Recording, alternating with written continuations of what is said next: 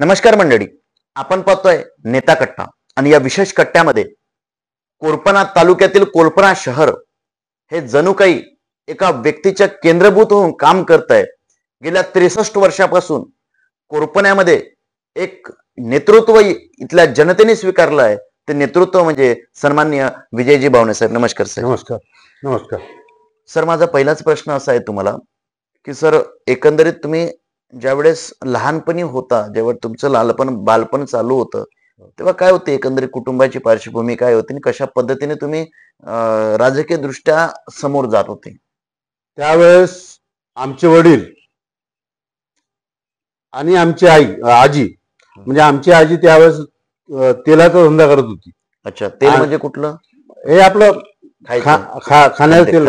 कारण आम्ही तेली या जाती समाजाचे असल्यामुळे आमच्याकडे त्यावेळेस ते घाण्याचा व्यवसाय होता. आणि त्यावेळेस वडील आमचे आजीसोबत ते काम करत होते. आणि त्यावेळेस आमच्याकडे शेतीवाडी फार कमी होती. 30-40 एकर जमीन वडिलांनी मग त्या याच्या भरोश्यावर जमवली. आणि मग ते हळूहळू मग ते राजकारणामध्ये आले. आणि आपला देश 1947 साली स्वातंत्र्य झाला. 1950 जेव्हा आपल्याला गणराज्य दिन म्हणून किंवा संविधान आपल्याला प्राप्त झालं, त्याच्यानंतरही आमचं जे कोरपणा आहे तो कोरपणा हा नांदेड डिस्ट्रिक्ट मध्ये आदिलाबाद मध्ये होता. म्हणजे त्यावेळेस या निजामाचं हे असल्यामुळे इकडे मुस्लिम समाज यांचं मोठं भारी वर्चस्व होतं. जसं आमच्या गावातलं उदाहरण घेतलं, त्यावेळेस गफ्फार पाटील याचे मोठे इजारदार होते. अच्छा, गफ्फार पाटील ते काँग्रेसचं काम करत होते. ते जवळपास ते 500 एकरचे धनी होते. अरे बापरे. आणि आमचे वडील जे फक्त सर्वसामान्यांचं काम करणारे, फक्त त्यांच्या विरोधात त्यांनी 30-35 म्हणजे 25-30 वर्ष लढा दिला. इथं गावातलं सर्व काही म्हणजे 1962 जेव्हा ग्रामपंचायत झाली, प्रथमतः ग्रामपंचायत 1962 झाली. तेव्हाच तुमचे वडील सरपंच झाले. अच्छा. त्या काळापासून 1984 पर्यंत आमचे वडील कंटिन्यू सरपंच राहिले. आणि त्या काळामध्ये त्यांनी जे काही लोकांची कामं केले, त्यावेळेस इथं कुठलेही रस्ते नव्हते, लाईन नव्हती, कोणत्याही मूलभूत सुविधा नव्हती. म्हणजे बेसिक आता जे कोरपणा उभा आहे तेव्हा कोरपणा दिसत आहे, रोड दिसत आहे, नाले दिसत आहे, ब्रिजेस दिसतात, वेगवेगळ्या गोष्टी दिसतात. हे सगळं तुमच्या वडिलांनी हे त्यावेळेस सुरुवात याची केलेली होती. सर, माझा प्रश्न असा आहे की तुमचा जन्म नेमका कुठल्या वर्षीचा? 1/8/1961. 1/8/1961 म्हणजे 1960 तुमचे वडील सरपंच झाले. 62 आणि त्याच्या आदल्या वर्षी तुमचा जन्म झाला. एकंदरीत तुमच्या जन्माची पाऊलखुणा तुमच्या वडिलांना मिळाली आणि त्या अर्थानं तुमचे वडील त्या ठिकाणी मार्गक्रमण करायला लागले. सर, मग तुम्ही ज्यावेळेस बालपण होतं तुमचं, एकंदरीत शिक्षण कुठं झालं? माझं पहिली ते 3री पर्यंत कोरपणा इथे शिकलो. माध्यम कुठलं? माध्यम मराठी माध्यम. आणि मला 4थ्या वर्गामध्ये वडिलांनी चंद्रपूरला माझ्या नातेवाईकावर नेऊन टाकलं. अच्छा, 4थ्या वर्गाला मग चंद्रपूरला नेलं. परंतु एक दिवस माझ्यासोबत वडील थांबले आणि त्या दिवशी रात्री मला ताप वगैरे आला, तर वडिलांनी वापस घेऊन आले आणि मग मला कन्हाळगावला टाकलं. अच्छा. आणि कन्हाळगावला शिकत असताना इथून कन्हाळगावला पैदल जावं लागत होतं. अच्छा, किती किलोमीटर आहे इथून कन्हाळगाव? इथून कन्हाळगाव म्हणजे 5 किलोमीटर. अच्छा, 5 किलोमीटर. तेव्हा तुम्ही पैदल जात रोज. अच्छा, म्हणजे कन्हाळगावला. मग कोरपण्यामध्ये का नाही सर 3री नंतर? आता म्हणजे आपण 3रीतून टीसी काढली होती. आता वडिलांनी आता जिथून काढली टीसी, आता तिथं 4थी पर्यंत शाळा होतीच. परंतु वडिलांनी म्हटलं का नाही म्हणत, तो आता कन्हाळगाव जा म्हणून. बरोबर आहे. म्हणजे एक तत्वनिष्ठ वडील. तर मग सर, कन्हाळगावला शिक्षण घ्यायला जायचे, इथून कोरपण्याहून तुम्ही 5 किलोमीटर निघायचे. याच्यामध्ये काय म्हणजे एकंदरीत परिस्थिती काय होती, कोरपण्याची परिस्थिती काय होती, रस्ते कसे होते त्यावेळेस, ऊन वारं पाऊस ह्या सगळ्या गोष्टी म्हणून कसं जायचं? कोरपण्याची परिस्थिती म्हणजे तो बिलकुल आपला छोटासा गाव. आणि इथून जायचं म्हणजे पांढण रस्ते. पांढण रस्त्याने जावं लागायचं.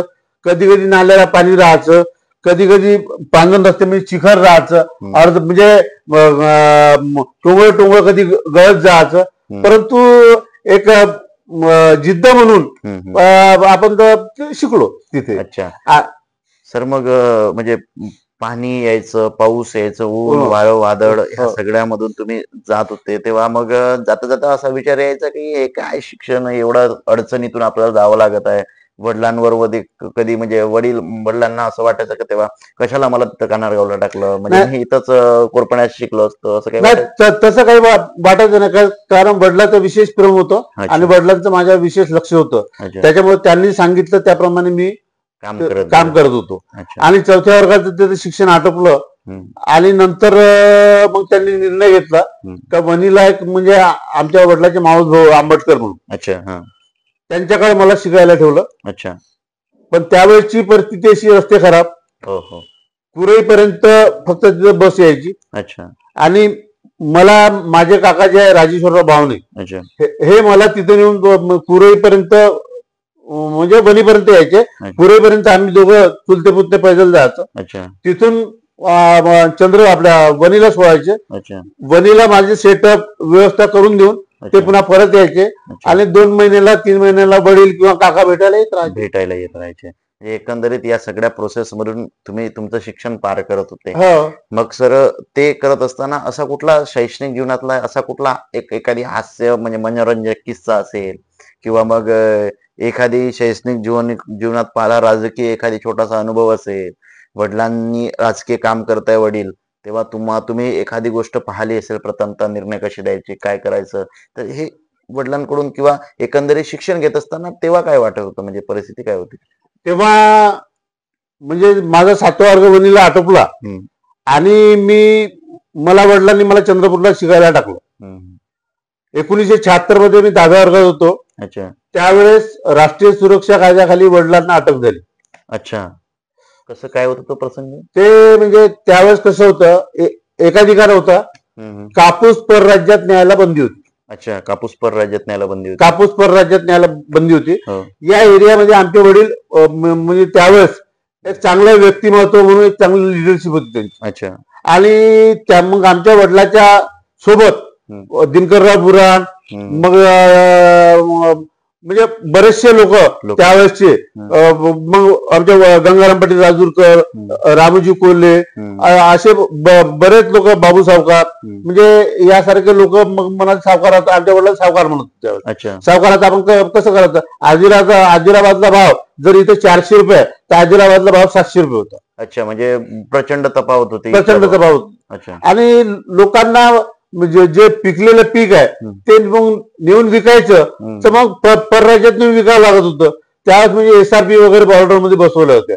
म्हणजे अशा काळात आमच्या वडिलांनी म्हणजे पुष्कळदा लोकांना बॉर्डर पार करून दिले, म्हणजे कापूस विकायला लावला. उद्देश हाच होता की त्या लोकांना जास्त नफा मिळाला पाहिजे, शेतकऱ्यांना जास्त प्रॉफिट झालं पाहिजे. तर मग त्या काळामध्ये आमच्या वडिलांना मग इथं शेपाल म्हणून ठाणेदार होते गडचांदूरला, इथं पोलीस स्टेशन नव्हतं. शेपाल म्हणून ठाणेदार होते. त्यांनी मग आमच्या वडिलांना 1976 मध्ये तिकडून वरून काही आदेश आला असेल तर राष्ट्रीय सुरक्षा कायद्याखाली अटक केलं आणि 8 महिने अमरावतीच्या जेलमध्ये राहिले माझे वडील. काय होती घरची परिस्थिती जेव्हा? घरची त्यावेळेस परिस्थिती फार गरिबीची होती. नाही सर, म्हणजे अटक झाली तेव्हा काय वाटत होतं तुम्हाला, म्हणजे काय वाटत होतं, किंवा मग घरचं वातावरण तेव्हा कसं होतं? घरचं वातावरण म्हणजे कसं, आमचे वडीलच करणारे होते. मी शिकत होतो, मी 10व्या वर्गात होतो. लहान भाऊ म्हणजे बिलकुल तो 3री 4थीत होता. 2 बहिणी होत्या. म्हणजे हा सारा कारभार असताना मग आमच्या काका वेगळे राहत होते, पण काकांनी मग आम्हाला सावरून घेतलं. आमचे मामा बळीरामजी त्यांनी आम्हाला सावरून घेतलं. आणि आम्हाला मग 8 महिन्याचा जो काळ गेला, त्या 8 महिन्याच्या काळामध्ये आम्हाला घरी भयंकर परेशानी झाली. मग शिक्षणाच्या पैशासाठी असो किंवा मग घरच्या रोजच्या रोजनिशीसाठी असो, या प्रत्येक गोष्टीसाठी खूप आम्हाला त्रास झाला. परंतु त्यातूनही त्रास सोसून नंतर वडील आल्यानंतर मग सगळं व्यवस्थित झालं. म्हणजे 8 महिने तुमचे वडील एकंदरीत लोकांसाठीच ते अंदर गेले असं म्हणायला हरकत नाही, कारण की लोकांनाच भाववाढ मिळण्यासाठी मग ते त्यांनी प्रयत्न केले होते. बरोबर. आणि त्याच्यामुळे त्यांना अटक झाली. म्हणजे समाजसेवेची शिकवण वडिलांकडूनच तुम्हाला मिळाली. सर, मग ते हे होत असताना तुमचं शिक्षण हे झालं. मग सर एकंदरीत तुम्ही राजकारणात प्रथम म्हणजे राजकारणात यावं, कारण की तेव्हा कसं होतं की राजकारण म्हटलं तर काय होतं की एक वेगळ्या दृष्टिकोन होता लोकांच्या मनात. सामान्य लोक फारसे राजकारणाकडे एक वेगळ्या अँगलनी पाहत होते. म्हणजे आजचा जेवढी राजकारणाविषयी जागृती आहे, जनजागृती आहे, तेव्हा नव्हती किंवा मतदानही तेवढा टक्के होत नव्हतं. तर तेव्हा राजकारणात जावं, प्रशासनात जावं, शिक्षण क्षेत्रात जावं, याच्यापैकी राजकारणातच जावं असं का निवडलं? तेव्हा असं वाटलं नाही का तुम्हाला की आपण काहीतरी व्यवसाय केला पाहिजे किंवा मग आपण एक निवांत आयुष्य जगलं पाहिजे? त्याचं असं आहे, घरची परिस्थिती बेताची होती. घरची परिस्थिती बेताची असल्यामुळे मी जेमतेम 11वीत ज्या सरदार पटेल म्हणजे 12वी मध्ये सरदार पटेल कॉलेजमध्ये ज्या मी ऍडमिशन घेतलं त्यावेळेस मी सीआरची निवडणूक लढवली. अच्छा, सरदार म्हणजे एसपी कॉलेज. कॉलेजला. अच्छा, सीआरची निवडणूक लढली त्यावेळेस पडलो मी. अच्छा, सीआरची निवडणूक लढवली त्यावेळेस. आणि त्याच्यानंतर मग घरची परिस्थिती खूप बेताची होती आणि त्याच्यामुळे मी 12वीत नापास झालो. अच्छा, नापास झाल्यानंतर मग मी परत आलो गावात. अच्छा सर, सीआरची निवडणूक लढवली तुम्ही, तर तेव्हा निवडणूक म्हणजे राजकारणाचा पहिलीपासून आवड होती? कारण की तुम्ही कॉलेज दशेत असतानाच निवडणूक लढवली, पहिल्यापासूनच आवड? कारण आमच्याकडे आमचे वडील सरपंच असल्यामुळे मी कधी जर सुट्यात घरी आलो तरी मी नेहमी पाहता आमची बैठक नेहमी भरलेली असायची. कुणी ना कुणी यायचं, म्हणजे कोणते प्रश्न असले, मग पोलीस स्टेशनचे असले, तहसीलचे असले, तरी मग मी त्यांच्या चर्चा ऐकत राहतो. तर त्या चर्चेतून मला न्याय निवाडा कसा करायचा, वडील कसे करत होते, म्हणजे ह्या साऱ्या गोष्टी मला तुम्हाला अवगत झाल्या. आणि त्या अवगत झाल्यामुळे मग मला थोडं मग त्याच्यातला इंटरेस्ट वाढला. सर, सीआरची निवडणूक लढवत असताना कुठलं पॅनल होतं, कुठलं नाव होतं त्या पॅनलला? पॅनल ग्रामीण पॅनल होतं आमचं. ग्रामीण पॅनल. आणि ग्रामीण पॅनल वर्सेस कुठलं पॅनल? वर्सेस ते शहरी पॅनल, म्हणजे शहरी ग्रामीण असं पॅनल होतं. त्याच्यामध्ये मग तुम्ही नामांकन दाखल केलं आणि तुम्ही निवडणुकीच्या रिंगणात उतरले. तेव्हा कशी काय लढत झाली किंवा त्या वेळची निवडणूक कशा पद्धतीची होती? म्हणजे आजच्या निवडणुकीची परिभाषा बदलली, तेव्हाची निवडणूक? तेव्हाच्या निवडणुकीमध्ये ना मोटरसायकली होत्या आमच्याजवळ, ना काही एक सायकलवर संपूर्ण शहरात म्हणजे ज्या ज्या ठिकाणी मुलं राहत होते आपल्या वर्गातले, त्या मुलाशी प्रत्येकाशी संपर्क साधून बोलून बाबा मला मत द्या, मी तुमच्यासाठी अमकं करील तमकं करील, या पद्धतीने मी कन्व्हिन्स करण्याचा प्रयत्न केला. मुलं कन्व्हिन्स होते तेव्हा? त्यावेळेस होत मुलं आपल्याच लेवलचे राहायचे, त्या पद्धतीने आपण काय बोलायचं. मी 5 मतांनी पडलो त्यावेळेस. अच्छा, तुमच्या विरुद्ध कोण निवडून आलात मग? माझ्या विरुद्ध मला तो अशोक आडनाव नाही का मला, त्याचं सोमलकर कोणतरी होता, तो निवडून आला. अच्छा, आणि मग तो शहरी पॅनल कडून तो निवडून आला. आणि असं अडचण होत होती का ग्रामीण पॅनलला? कारण की शहरात कॉलेज असल्यामुळे शहरातले लोक जास्त होते त्यावेळेला. तो तर भाग होताच, शहरातले लोक होते, परंतु कसं आपण ग्रामीण भागातून गेलेलो म्हणून आपल्याला शहराची कुठली आयडिया नव्हती. बरोबर आहे. आणि पहिलेच वर्षी आपण तिथे ऍडमिशन घेतलं. ऍडमिशन घेतल्या काही संपूर्ण मुलाची आपल्यासोबत ओळख नव्हती. बरोबर. आपण पॅनलच्या माध्यमातून जेवढं जमवता येईल तेवढं आपण करण्याचा प्रयत्न केला. अच्छा, म्हणजे त्या याचा तुम्हाला फटका बसला की पहिल्याच वेळेत तुम्ही गेला, पहिल्याच वेळेत थेट इलेक्शनला उभे राहिले, त्याच्यामुळे कमी संपर्कामध्ये तरी 5 मतांनीच पराभूत झाले. हे एक वैशिष्ट्य आहे. सर, मग 12वी तुम्ही ज्यावेळेस 12वी तुमची राहिली, त्याच्यानंतर सर तुम्ही कोरपण्यात आले एकंदरीत. आणि कोरपण्यामध्ये तेव्हा वातावरण कसं होतं, धार्मिक, सामाजिक? कारण की हा निजामाच्या शाहीत प्रदेश होता, नांदेड जिल्हा होता. ह्या सगळ्या याच्यामध्ये इथं वातावरण दोन्ही धर्माचं एक वेगवेगळ्या पद्धतीचं वातावरण होतं. तर हे सामाजिक सलोखा कसा काय होता? म्हणजे धार्मिक दहशत होती की सामाजिक सलोखा होते? तेव्हा सामाजिक परिस्थिती कोरपण्याची कशी होती? कोरपण्यामध्ये म्हणजे हिंदू जेवढे होते त्याच्याच बरोबर मुस्लिम समाज. परंतु आमच्या गावामध्ये हिंदू मुस्लिम असा वाद कधीच झाला नाही. अच्छा. आणि त्यामुळे ते सर्वांना घेऊन चालायचं. परंतु त्यावेळेस गावातलं राजकारण असं होतं, वैयक्तिक राजकारण होतं. अच्छा.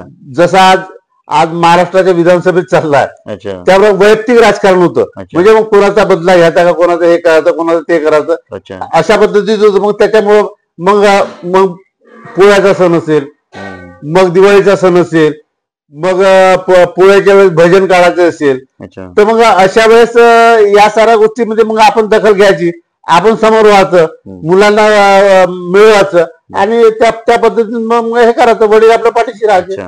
म्हणजे एकंदरीत तुम्ही ह्या सगळ्या सामाजिक सलोख्यामध्ये वैयक्तिक विरोधामध्ये तुम्हाला खूप डोकेदुखी होत होती की या सगळ्यांना सांभाळणं, म्हणजे यांना सांभाळा त्यांना सांभाळा ह्या सगळ्यांना, तरी तुम्ही त्याही कठीण परिस्थितीमध्ये स्वतःला सांभाळलं.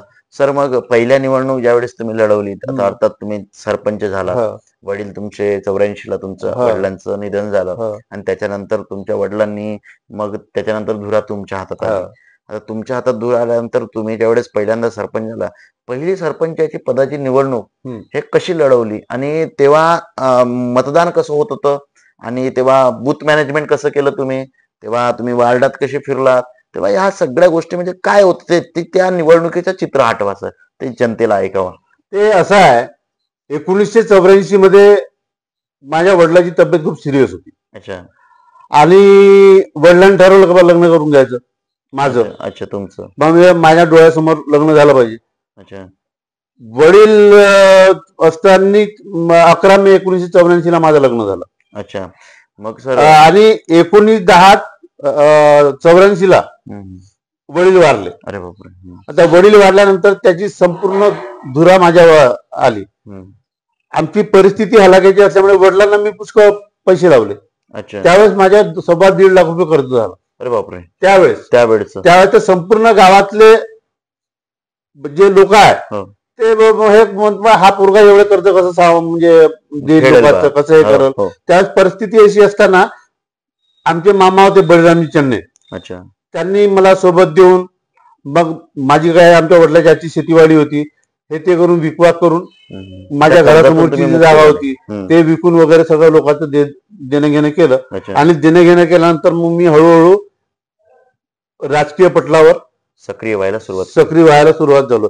जेमतेम माझी पत्नी आल्यानंतर मग 1985-86 मध्ये मग व्यवस्थित आम्ही आमचं काम रुटीनवर आलं. आणि सासूरवाडी कुठे? माझी बामणी उद्धव वाहनके. अच्छा. अच्छा. कसं काय झालं, म्हणजे जुळलं कसं काय, म्हणजे तुम्ही म्हणजे त्यावेळेस लग्न वेगळे जुळायचे, म्हणजे मुलगाच पाहायला जायचा नाही किंवा मग घरचेच लावून द्यायचे ना मग त्याच्यानंतर लग्न? नाही, आमचे वडील गेले आणि ते कळमण्याला ते लक्ष्मणराव बावणे होते. ते आमचे मोठे वडील होते. त्यांना घेऊन ते बामणीला गेले. आणि त्यांना मुलगी पसंत केली. मग त्याच्यानंतर मला पाठवलं. मी मुलगी पसंत केली आणि त्याच्यानंतर एकंदरीत तुमचं लग्न झालं. त्याच्यानंतर तुम्ही सरपंच. मग सरपंचाच्या वेळेस मला राजकारणाचं बिलकुल म्हणजे मत कसं मागायचं इथून मला काहीच माहित नव्हतं. अच्छा. हे सगळं आमच्या मामाजीने आणि डॉक्टर मुसे साहेबांनी अच्छा यांनी आम्हाला शिकवलं. आणि त्यावेळेस ग्रामपंचायत मध्ये 9 कॅन्डिडेट होते. अच्छा. ग्रामपंचायत 9ची बॉडी होती. आमची 9ची बॉडी, मोठी ग्रामपंचायत होती. मोठी ग्रामपंचायत होती. आम्ही 9 पैकी 9 जागा पहिल्या ह्याच्यात जिंकून आणल्या. अच्छा. तेव्हा तुम्ही कुठल्या पक्षात होता? त्यावेळेस ते आता अपक्षच म्हणा ना. अपक्ष म्हणजे एक कुणा तरी आधार कुणाचाच नाही. अच्छा. वरचं फक्त ते नावीस म्हणून होतं, राजे विश्वेश्वररावचं. ज्यावेळेस ते 1976 मध्ये खासदार झाले. आम्ही ते राजे विश्वेश्वररावचे देवरापटी मुसळे म्हणजे याच्या संपर्कात राहूनच आमचे वडील वगैरे हे करत होते. तर त्यावेळेस त्याच्यासोबत होतो. मग मधातच्या काळात बाबासाहेब आसाळे आले. आणि बाबासाहेब आसाळे म्हणजे त्यांची माई 1988 मध्ये ओळख झाली. आणि मग त्यांच्या माध्यमातून आम्ही एक ग्रामपंचायत लढवली आणि त्यावेळेस संपूर्ण जिंकून आलो. आणि त्यावेळेस मी पहिला सरपंच झालो. अच्छा. 1989 सर सरपंच झाले. एकंदरीत तुम्ही प्रचार केला. त्या प्रचार यंत्रणा कशी राबवली, म्हणजे आता तर पॉम्पलेट्स आहे, मीडिया आहे, बॅनर आहे. तेव्हा बॅनर पॉम्पलेट्स काही नव्हतं. मग तेव्हा त्यावेळेस काय नाही, घरोघरी जाऊन कुठे शेतीवर जाऊन जसा वेळ भेटत तर प्रत्येकाकडे जाऊन त्यांना कन्व्हिन्स करणे आणि त्यांना सांगणे की बाबा माझ्या वडिलांनी आता इतके वर्ष हे काम केलं. आता त्या कामामध्ये गोरगरिबांना सगळ्यांना न्याय दिला. माझ्या वडिलांच्या काळातला एक किस्सा सांगतो का 1976 मध्ये आपल्याला खायला ज्वारी नव्हती.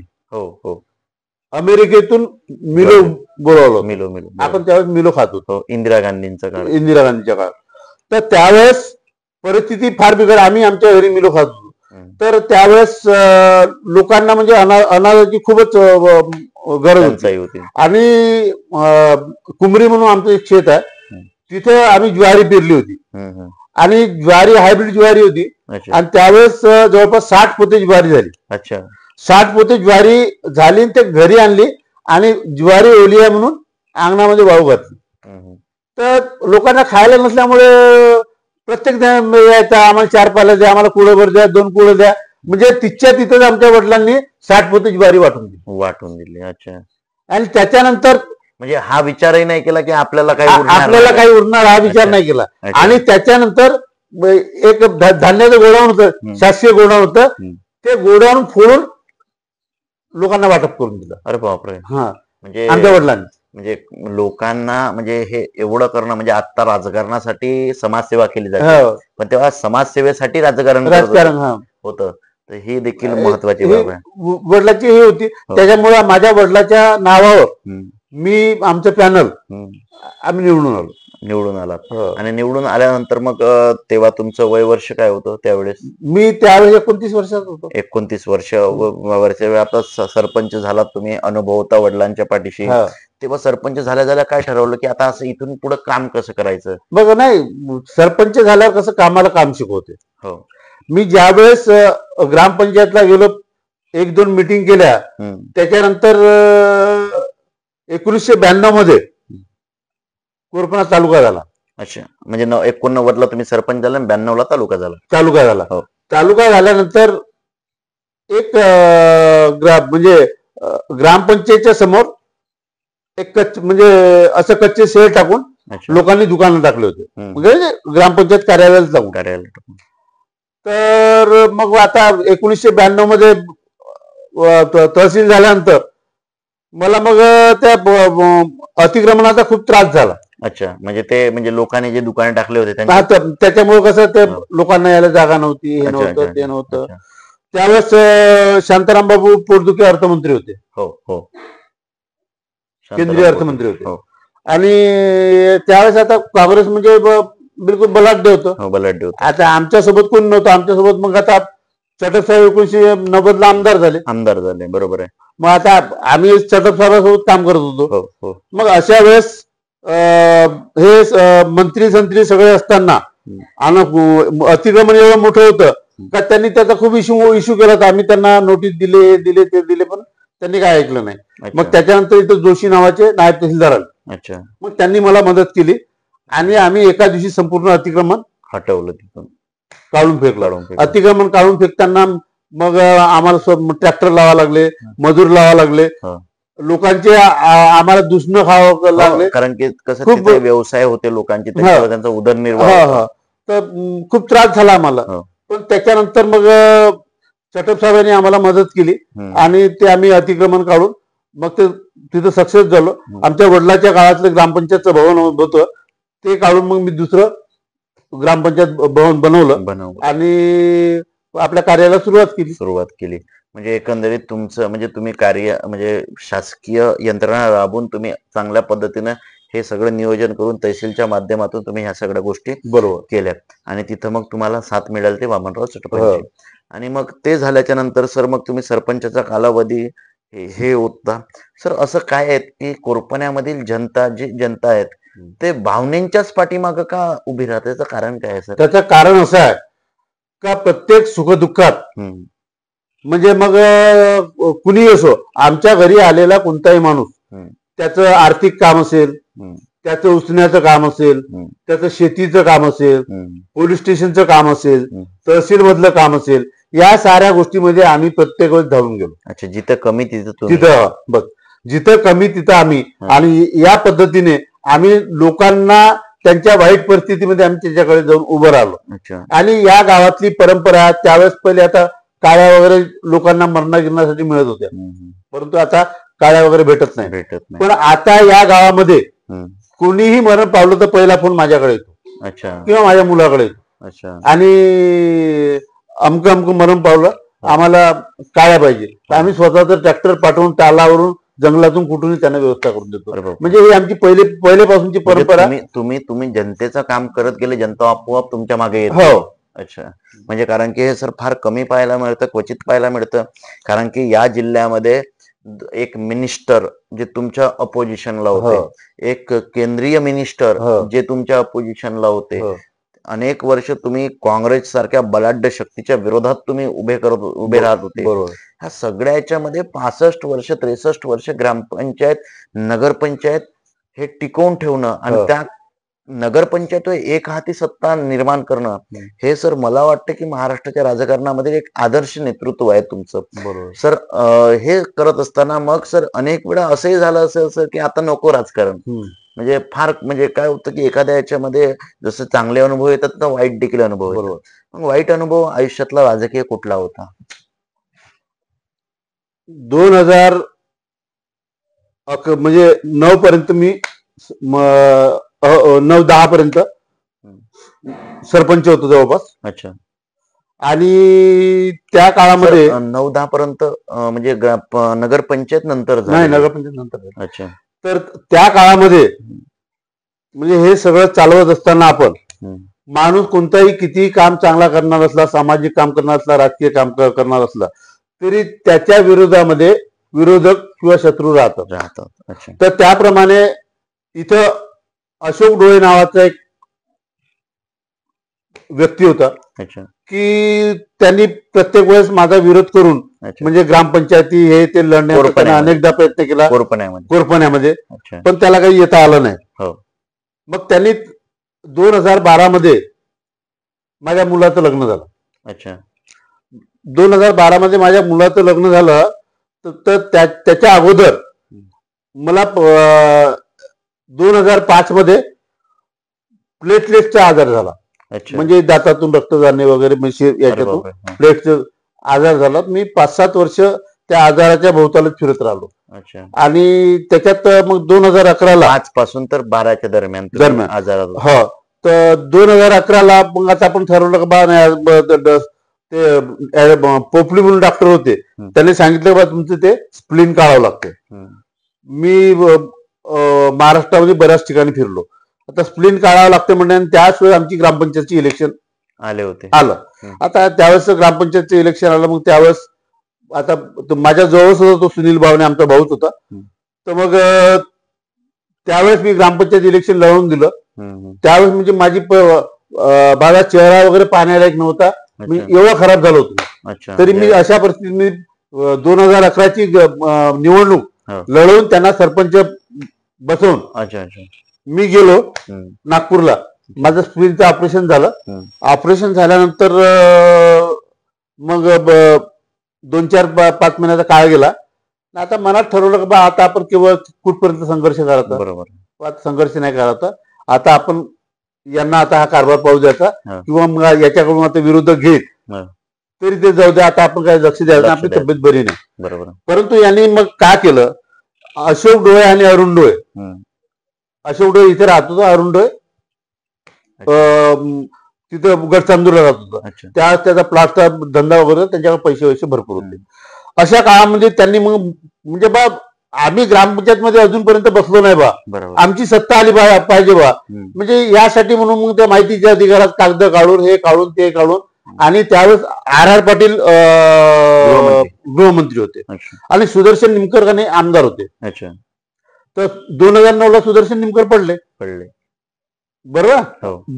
2004ला सुदर्शन निमकर पडल्यानंतर त्यांचे R.R. पाटलाचे संबंध चांगले होते आणि सुदर्शन निमकरचे नातेवाईक होते.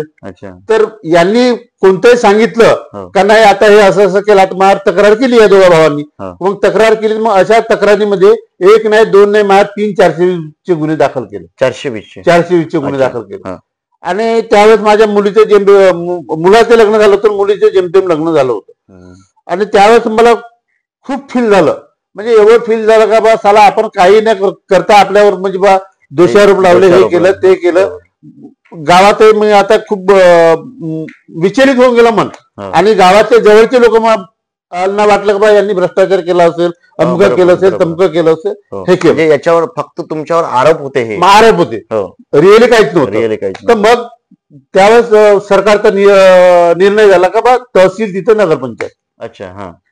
2014 मध्ये 2014 मध्ये मग निर्णय झाल्यावर 2015 मध्ये नगरपंचायत झाली. मग त्यावेळेस मग मला जो 2-3 वर्ष त्रास झाला, आमच्या कुटुंबाला मला त्रास झाल्यानंतर मग मी घरच्या लोकांना बसवलं. माझा मुलगा जेमतेम आता बरोबरीचा झालाच होता, तर त्याला सांगितलं आपण घरावर तुळशीपत्र व्हायचं, पण नगरपंचायत लढवायची. अच्छा, नगरपंचायत लढवायची आणि कोणत्या हालतीमध्ये आपण जिंकून आलो. अच्छा, म्हणजे तुम्ही ज्यावेळेस तुम्हाला असा म्हणजे यांनी छळ केला, तुमच्यावर आरोप केले, त्या आरोपातून तुम्ही खचून न जाता तुम्ही पेटून उठले. अच्छा, आणि नगरपंचायत लढवायचा निर्णय घेतला. नगरपंचायत लढवायचा निर्णय घेतला आणि 17 पैकी 14 जागा जिंकून आणल्या. अरे बापरे, म्हणजे 3 जण फक्त पराभूत झाले तुमचे आणि समोरच्या पार्टीचे फक्त 3च लोक निवडून आले. अच्छा, आता त्याच्यातली पार्श्वभूमी थोडीशी सांगायची अशी राहिली की मी 2012 पर्यंत चटप साहेबांसोबत होतो. अच्छा, 2012 पर्यंत 2012 पर्यंत चटप साहेबांसोबत होतो आणि प्रभाकर दिवेला जिल्हा मध्यवर्ती बँकेवर ते प्रत्येक पंचवार्षिकला पाठवत होते. अच्छा, मी त्यांना म्हटलं साहेब एकदा मला संधी द्या. अच्छा, हा, म्हणजे तुम्ही एवढे सक्रिय होता, म्हणजे एवढं काम करत होता त्यांच्यासाठी, सगळं इलेक्शन मध्ये त्यांना मदत प्रत्येक इलेक्शन. चटप साहेबांच्या निवडणुकीमध्ये आपला म्हणजे गेरू आपला चुना चटप साहेबाला निवडून आणा या पद्धतीने पैसे अडके लावून साऱ्या गोष्टी आम्ही करायचो. अच्छा, म्हणजे एवढं सारं असं आपण चटप साहेब राईट हँड होतो ना. अच्छा, तर एवढं सारं असताना चटप साहेबांनी आपल्याला नाकारलं. अच्छा, कारण काय असं? त्याचं कारण असं का बा प्रभाकर दिवे अच्छा आणि चटप साहेब यांचे घनिष्ठ संबंध होते. आता घनिष्ठ संबंध नाही तर त्यांच्या त्या काळामध्ये शेतकरी परिषद वगैरे घेत होते मोठमोठ्या या जिल्ह्यात त्या जिल्ह्यात. त्यांचा आर्थिक सोर्स होता दोघांचा काही असेल कंबाईंड, तर त्याच्यामुळे ते म्हणजे आता प्रभाकर दिवे मरण पावले, परंतु आमच्याबद्दल काही चुकीचं वगैरे त्यांच्या कानात वगैरे त्याच्यामुळे सांगितलं सांगत असेल, त्याच्यामुळे त्यांनी हे केलं. मग आपण ठरवलं का बा आता त्यावेळेस प्रतिनिधी निवड राहते नाही का, सोसायटी मधून जायचं असं. तर मग त्यावेळेस आपण विचार केला का बा आता चटप साहेबांचे कॅन्डिडेट नको आणि काँग्रेसचे नको, म्हणून असे आपण 6-7 लोक आपण 6-7 प्रतिनिधी आपले बनवून ठेवले. अरे बापरे, म्हणजे तुम्हीच पॅनल? मी माझ्या स्वतःचे प्रतिनिधी बनवून ठेवले. ज्यावेळेस मला चटप साहेबांना नाही म्हटलं, मग त्यावेळेस मग मी सुभाष भाऊकडे गेलो 2012 मध्ये. अच्छा, सुभाष भाऊ आमदार होते. हो, तेव्हा आमदार होते सुभाष भाऊ. तर सुभाष भाऊ आमदार असताना मी गेलो त्यांच्याकडे. त्यांनी म्हटलं म्हणे थांबा म्हणे, मी माझ्या लोकांचा विचार घेतो. माझ्याकडे 6 होते, त्यांच्याकडे 8 होते. अच्छा, त्यावेळेस 26 लोकांना मतदान करण्याचा अधिकार होता. तर मग त्यांनी 8 लोकांचं बैठक घेतली. त्याच्यानंतर मग मला बोलवल्यानंतर सांगितलं म्हणे आम्ही डन, पण नाही तू निवडून आल्यावर पुन्हा चटप सोबत. बरोबर आहे, हे सांग. मी म्हटलं तसं होणार नाही, परंतु फक्त माझी एक अट आहे का मी जोपर्यंत निवडणूक होत नाही तोपर्यंत मला बिल्ला काढणार नाही. बरोबर, शेतकरी संघटनेचा. अच्छा, ठीक आहे म्हणे. मग सुभाष भाऊच्या आशीर्वादाने मी निवडून आलो. अच्छा, निवडून आल्यानंतर मग म्हणजे निवडणुकीच्या 1 दिवस अगोदर वोटिंग झालं, त्या दिवशी बिल्ला काढून फेकून दिला. दुसऱ्या दिवशी निवडून आलो मी. निवडून आलो मग सुभाष भाऊनी मग माझा सत्कार वगैरे केला आणि पहिली नगरपंचायत हे सुभाष भाऊच्या नेतृत्वात लढवली. सर, शेतकरी संघटनेत तुम्ही होतात.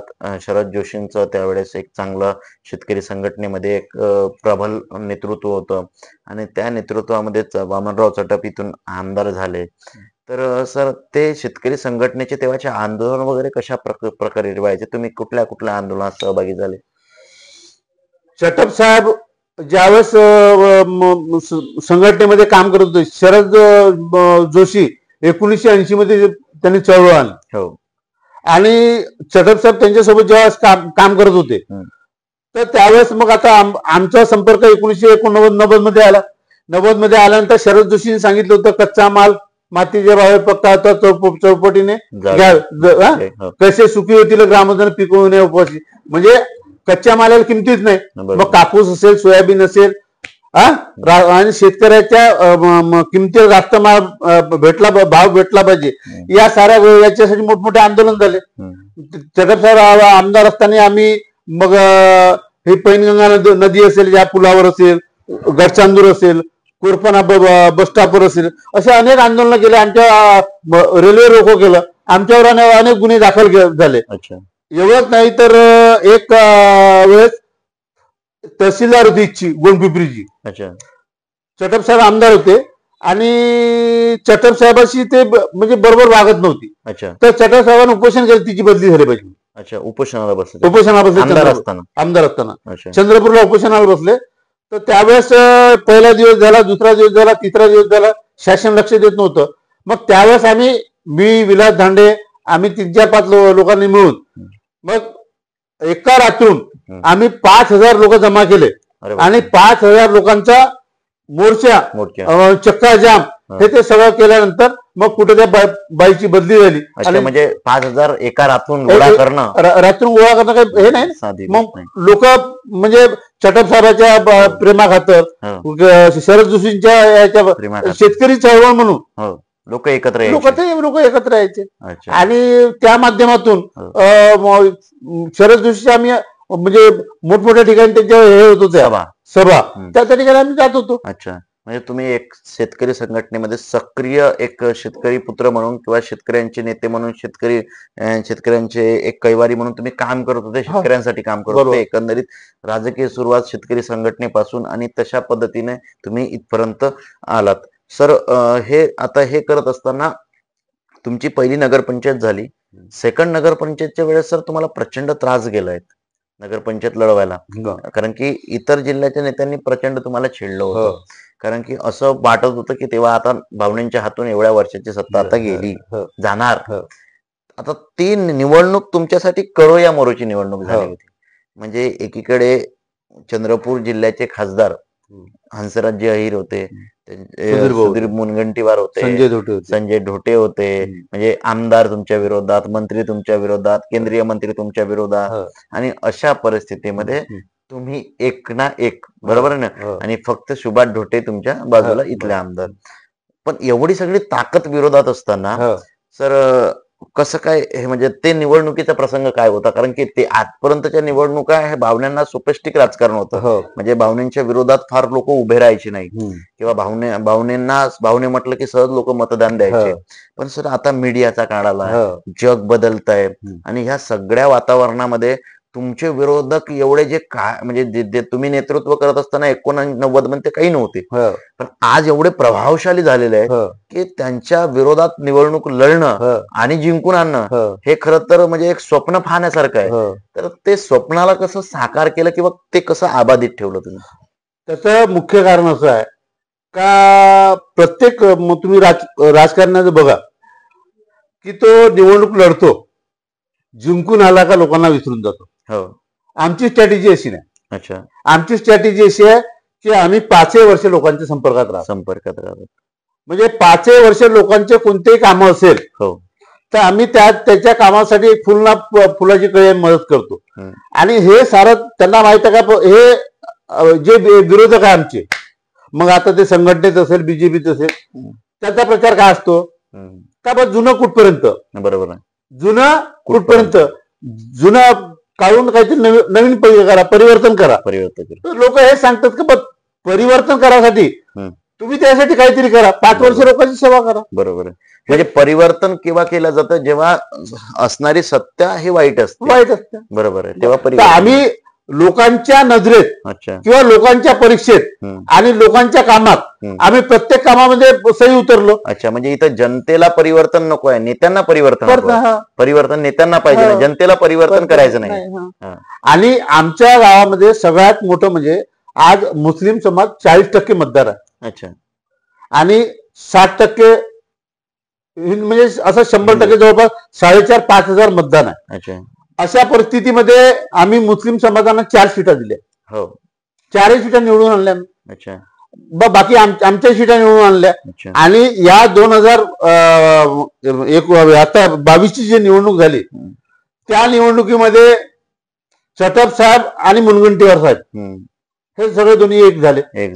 आणि त्यावेळेस यांनी ठरवलं का बाय आता गणपती बुडवायचा. चटप साहेब म्हणत होते का आता याचा गणपती आपल्याला बुडवायचा. तर मग त्यावेळेस आपण आपल्या पद्धतीनं कसं, मी नेहमी एखादी पोरगा असेल, एखाद्या वर्गात असेल, 12वीत असेल, फर्स्ट इयर मध्ये असेल, फायनल मध्ये असेल, तो अभ्यास करून पास होतो, मेरिट घेतो, हे त्याचा अभ्यास असतो. माझं मतदाराविषयीचं वाचन अभ्यास हा एवढा दांडगा आहे का मी प्रत्येक आलेला नवीन मतदार, जुना मतदार, कुठे राहतो, त्याचा संपर्क, तो कोणतं काम करतो, त्याला कशाची गरज आहे, या सर्वांपासून माझा अभ्यास असतो आणि माझे त्याच्याशी कॉन्टॅक्ट झालेले असतात. आणि हे ज्या दिवशी निवडणुकीत उभी राहतात हे त्या दिवशी मतदार यादी खोलतात. तुमची मतदार यादी तुम्हाला पाठ असते 5 वर्ष. अच्छा, आपलं ते काम चालूच असते. याच्यामध्ये पुन्हा अजून एक सांगतो का, जसे आपली आता नगरपंचायत ते ग्रामपंचायत जसं आहे, जसं कोरपना गाव म्हटलं तर जसं आता राजकारणाबरोबर सहकार एक सहकार क्षेत्र आहे आणि सहकार क्षेत्रामध्ये सेवा सहकारी संस्था ही शेतकऱ्याशी संलग्न आहे.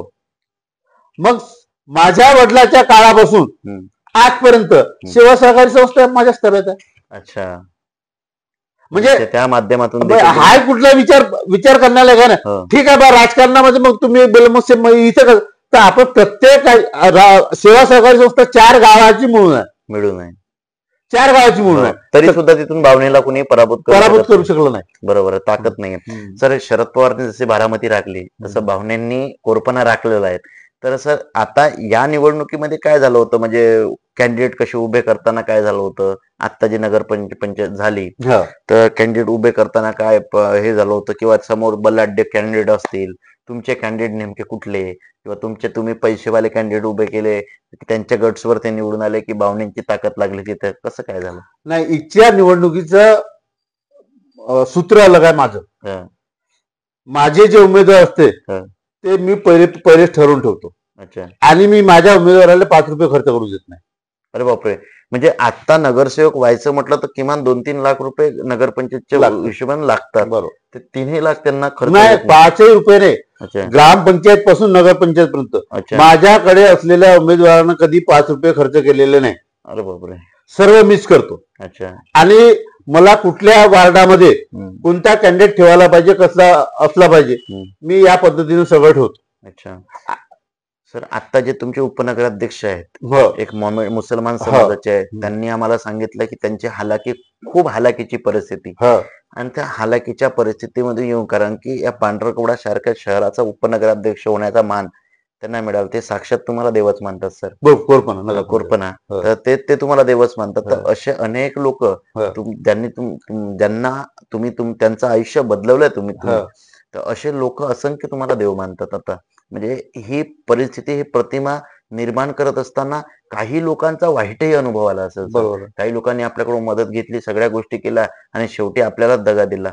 तर असा एखादी वाईट अनुभव इकडे लक्षात ठेवा, माझ्या सोबत जे असणारे लोक आहेत ते लोक व्यसनी नाही. म्हणजे माझ्या पार्टीत, माझ्या लाईन मध्ये, माझ्या मुलाच्या लाईन मध्ये असणारे लोक व्यसनी नाही, आणि मी त्यांना व्यसन करू दिलेलं नाही. बरोबर. त्याच्यामुळे तो जर आर्थिक परिस्थितीने गरीब असेल तर त्याला कसं म्हणजे त्याला 4 पैसे कमवता येईल याचं माध्यम आम्ही करून दिलेलं आहे. त्याच्यामुळे हा कार्यकर्ता माझ्यासोबत जुळून राहिले. परंतु काही जे लोक आहेत, जसं मी माझं उदाहरण सांगतो का, तर माझा एक चुलत भाऊ आहे किशोर भावने म्हणून. हा माझं शिक्षण जसं झालं तसं त्याचं शिक्षण झालं. बरोबर. म्हणजे माझी परिस्थिती गरिबीची होती, त्याची परिस्थिती गरिबीची. मी ज्यावेळेस सरपंच झालो आणि सरपंच झाल्यानंतर माझे बाबासाहेब आसळेशी चांगले संबंध होते. हा ग्रॅज्युएट होऊन आला, घरची परिस्थिती अत्यंत दयनीय होती, आणि यांनी सांगितलं का भाऊ मला आता कोणत्या परिस्थितीत काम पाहिजे. तर त्यावेळेस जिल्हा मध्यवर्ती बँकेच्या जागा निघाल्या होत्या. बाबासाहेब आसळेशी माझे संबंध चांगले होते. मी याला घेऊन गेलो, फॉर्म भरून हे भरून त्याला हे बनवून दिलं, क्लर्क म्हणून लावून दिलं, नोकरीला लावून दिलं. नोकरीवर असताना मग त्यांनी मी आता सरपंच याचा त्यांनी फायदा घेऊन गावात लेआउट वगैरे ते अमकं टमकं, म्हणजे आम्हाला पार्टनर ठेवून, म्हणजे मग आम्हाला 4 2 पार्टनर ठेवून तो त्या पद्धतीने करतो. आम्ही काय ते त्याला आपला पोरगा कमवते करू दे. मग अशा काळात त्यांनी मग पेट्रोल पंप आणला, पत्नीच्या नावाने पेट्रोल पंप टाकलं. म्हणजे चला आपला माणूस मोठा होता, होऊ द्यावा. तर मग हे असं करता मी ज्यावेळेस संचालक झालो जिल्हा मध्यवर्ती बँकेचा, मग त्याच्यानंतर तो बीजेपीत गेला. अच्छा, बीजेपीत गेला. मी काय त्याचं वाईट नाही वाटून घेतलं, चला चालतं, काँग्रेसची तत्व नाही पटले तो बीजेपीत गेला असो. तर मग त्यांनी पहिल्या नगरपंचायतच्या निवडणुकीमध्ये काही नाही केलं. अच्छा, दुसऱ्या नगरपंचायतच्या निवडणुकीमध्ये त्यांनी मेसेज पाठवले का बा मी निवडणूक लढणार आहे, असं आहे तसं आहे. अरे बापरे, म्हणजे तुम्ही ज्यांना उभं केलं, म्हणजे ज्यांना म्हणजे रोजगाराला लावला, तोच व्यक्ती तुमच्यावर उलटून तुमच्या म्हणजे तुमचाच वापर करून तुमच्यावरच आलेला होता. तर मग माझ्यावर आलं. तर आमचा एक दोघाचा सूत्रधार आहे. अच्छा, एक गजानराव खामनकर म्हणून आमचे मामाजी आहे. अच्छा, मी त्यांच्या हातात निरोप पाठवला, आपण बोलून घेऊ आणि त्याच्यानंतर तुला काय करायचं तुझा निर्णय तू घे. तर त्यानं त्या गजानराव खामनकरला सांगितलं नाही, माझा निर्णय झालाय, काही बोलायचं नाही. ठीक आहे म्हटलं, त्याचं त्याला आपलं आपल्याला. बरोबर आहे. मग तो वार्ड नंबर 3 मध्ये उभा राहिला. त्याच्या विरोधात मी माझ्या मुलाला ठेवलं. अच्छा, माझ्या मुलाला ठेवलं, त्याला 80 मतं भेटले, माझ्या मुलाला 163 मतं मिळाले. अरे बापरे, म्हणजे वन साइड विजय खिचून वन साइड विजय खिचून आणला. पण त्यावेळेस त्यांनी पैशाचा, सत्तेचा एवढा गैरवापर केला की सुधीर मुनगंटीवारच्या माध्यमातून, याच्या मार्गातून गुंडेशाही करणं, म्हणजे जसं आता उद्याची निवडणूक आहे, आज रात्री येऊन पैसे वाटप करणं, हे ते सगळं केलं. मग त्या याच्यामध्ये तो एक डावले म्हणून भेटला आम्हाला पैसे वाटताना, तर आमच्या पोरांनी मारमुदार केलं.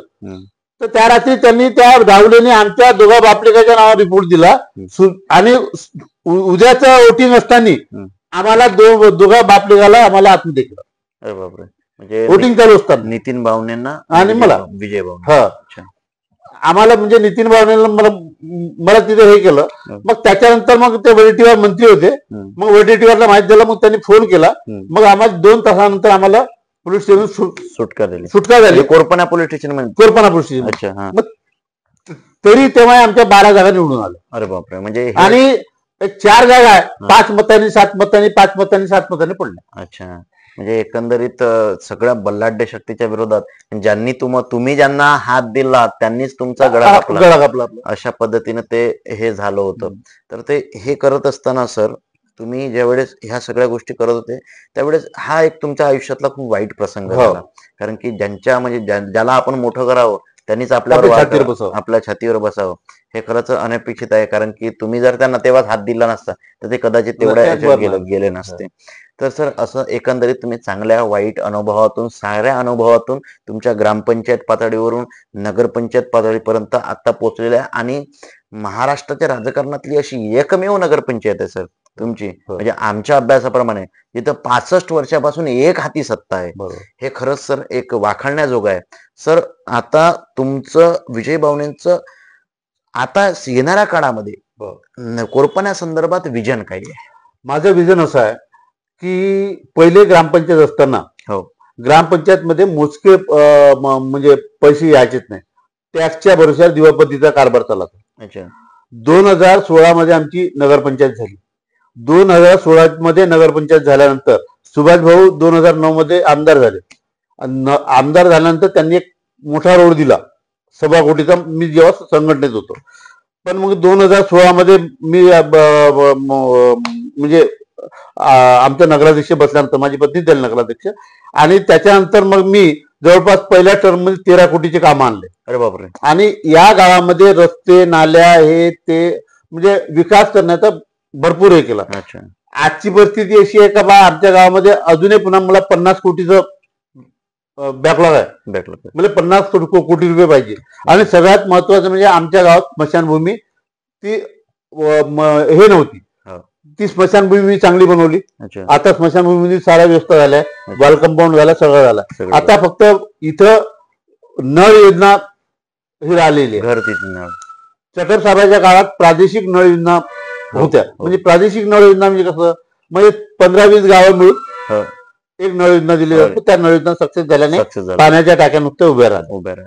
मग त्याच्यानंतर 2013 मध्ये आम्हाला 4 कोटी रुपये नळ योजनेसाठी मंजूर झाले. काम सुरू झालं होतं. काम सुरू झालं, परंतु 2014 मध्ये जेव्हा नगरपंचायतची घोषणा झाली त्यावेळेस ते काम थांबलं. शासनाचे पैसे वापस गेले. मग आता यावेळेस मग आता आम्ही दरडोई 65 लिटरच्या हिशोबाने आता हे एस्टिमेट बनवलाय आणि त्याचा TS वगैरे होऊन जवळपास 36 कोटीची नळ योजना आमची मंजूर झालेली आहे. फक्त आता तांत्रिक मंजुरी मिळाली आहे, फक्त मंत्रालयात फाईल पडलेली आहे. ती जर आली तर आपलं नळ योजनेचं काम चालू होऊ शकतं. म्हणजे येणाऱ्या समोर भविष्यामध्ये विजयमंडळ नळ योजना तुम्हाला इथं लागू करायची. आणि दुसरं असं का इथं विद्यार्थ्यांना चांगलं शिक्षण मिळालं पाहिजे. पण सगळ्यात महत्वाचं एक कारण इथं एक आहे का जसं आता नगरपंचायत झाली परंतु जिल्हा परिषद शाळा अंगणवाडी ह्या सगळ्या जिल्हा परिषदेच्या ताब्यात आहे. आणि आपल्याला जिल्हा परिषद शाळा अंगणवाड्या म्हणजे ज्या शाळा आहे ह्या शाळा आपल्याला नगरपंचायतच्या अधीनस्थ करण्यासाठी नगरपंचायतला फंड पाहिजे. तो आपल्याला फंड नाही. आम्ही आता मागणी केली आहे की बा ह्या जिल्हा परिषदेच्या ज्या शाळा आहे ह्या आमच्या अधीनस्थ करण्यात याव्या. आम्ही त्यांना डिजिटल शाळा बनवू, आम्ही व्यवस्थित त्याचं एक हे बनवू आणि त्या पद्धतीने मुलांना इथे शिक्षण देऊ. म्हणजे इथं शिक्षणामध्ये तफावत चालय. गरिबांचे मुलं आपल्या ग्रामीण शाळेत आणि श्रीमंतांचे मुलं मोठ्या शाळेत आणि मग शिक्षणामध्ये गरिबांची मुलं कमी तर ते न होता तुम्ही तुमच्या गरिबांच्या मुलाला चांगलं एज्युकेशन देता येईल. त्यासाठी तुम्ही नगरपंचायतच्या शाळेमध्ये देखील इंग्रजी माध्यम असेल, डिजिटल असेल या पद्धतीची तुम्ही व्यवस्था करणार आहात येणाऱ्या काळामध्ये. सर, येणाऱ्या काळामध्ये कोरपना शहर म्हणून आता डेव्हलपमेंट फार चालू आहे, प्लॉटिंग झालेले आहे, अनेक हे झालेले आहे. तर कोरपना शहर म्हणून आणखी विकासात्मक रोजगाराच्या विषयाने तुम्ही काय म्हणजे विजन ठेवू इच्छिता? कोरपण्यामध्ये रोजगार कसा निर्माण होईल? रोजगार निर्माण होण्यासाठी इथं फॅक्टरी नाही. म्हणजे इथं बनसळीच्या तिकडे मी दालमियाची फॅक्टरी आहे, गडचंद्रच्या सभोवताल फॅक्टरी आहे, परंतु इथं रोजगाराचं दुसरं कुठलंही साधन नाही. इथं बाजारपेठ जवळपास कोरपण्याची आता चांगली आहे. आता हा येल्लापूर रस्ता झाला आहे त्याच्यामुळे तेलंगणातले काही लोक म्हणजे असे बाजारपेठ चांगली बसली आहे. परंतु इथं आता रोजगाराच्या माध्यमासाठी एक ते MIDC सारखं एक हे पाहिजे किंवा इथं मग चांगली फॅक्टरी यायला पाहिजे.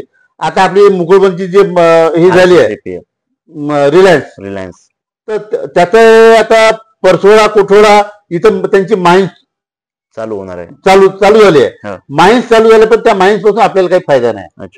तर इथे आता परत पुन्हा अजून सिमेंटच्या फॅक्टरीसाठी इथं परत पुन्हा हे चालू आहे. तर त्या ह्याच्यामध्ये आपल्या काही मुलं जर आता शिक्षण घेतलेले असले तर त्यासाठी आपण काही ना काही प्रयत्न करू. अच्छा, निश्चितच तुम्ही शिक्षणा क्षेत्रामध्ये देखील तुमचे प्रयत्न करायची आणि एक प्रकारचं चांगला त्यांना त्यांच्यासाठी काम करायची इच्छा आहे. सर, आरोग्याच्या बाबतीत कोरपना शहरासाठी काय कराल सर? आरोग्य समजा, कारण की सिर सलामत तो पगडी पडते, त्याच्यामुळे आरोग्याच्या दृष्टिकोनातून काय म्हणजे तुमचं म्हणजे शिबिर असतील, वेगवेगळे हे असतील म्हणजे आरोग्य शिबिर असतील, वेगवेगळे ऑपरेशन्स असतील, या संदर्भात तुम्ही काय स्ट्रक्चर आखलेलं आहे? इथं ग्रामीण रुग्णालयात पहिले PSC होत्या, मांडवा PSC होती. मांडवा PSCच्या म्हणजे जिल्हा परिषदेच्या काळात मग आता इथं ग्रामीण रुग्णालय आलं. पण ग्रामीण रुग्णालय आलं पण शासनाच्या निकषाप्रमाणे किंवा आपल्या निकषाप्रमाणे जे डॉक्टर पाहिजे, ज्या नर्सेस पाहिजे, जे तिथं सामान पाहिजे ते असं इथं कुठल्याही प्रकारचं अवेलेबल नाही. आम्ही रक्तदान शिबिर वगैरे घेतो पण ते रक्तदान शिबिर घेतल्यानंतर ते ब्लड आपण सार्वजनिक रुग्णालयामध्ये त्याचा वापर दान करतो. आणि इथला कुठलाही जर पेशंट असला तर त्याला इथे भरती केल्यानंतर ते रेफरच लिहितात कोरपना चंद्रपूर. तर त्याच्यामुळे इथं आरोग्याच्या दृष्टीनं बैला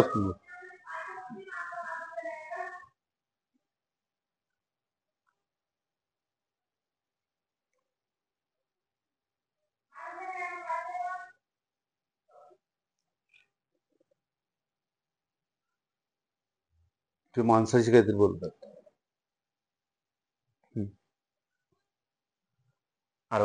आरोग्याच्या दृष्टीनं इथं काम करणारे भरपूर आहे, परंतु कसं आहे शासन BJPचं आहे आमदार बीजेपीचा, खासदार म्हणजे खासदार जरी आमचा असला तरी महाराष्ट्र राज्य सेंट्रल गव्हर्नमेंट हे सगळं बीजेपीचं आहे. आणि हे सगळं बीजेपीचं असल्यामुळे आम्हाला आज बीजेपी शासनाचं एका काँग्रेसचं जिथं सरकार असेल किंवा काँग्रेसची जिथं नगरपंचायत असेल, काँग्रेसची बाळी असेल, त्या ठिकाणी निधी द्यायचा नाही, हा त्यांचा हे आहे.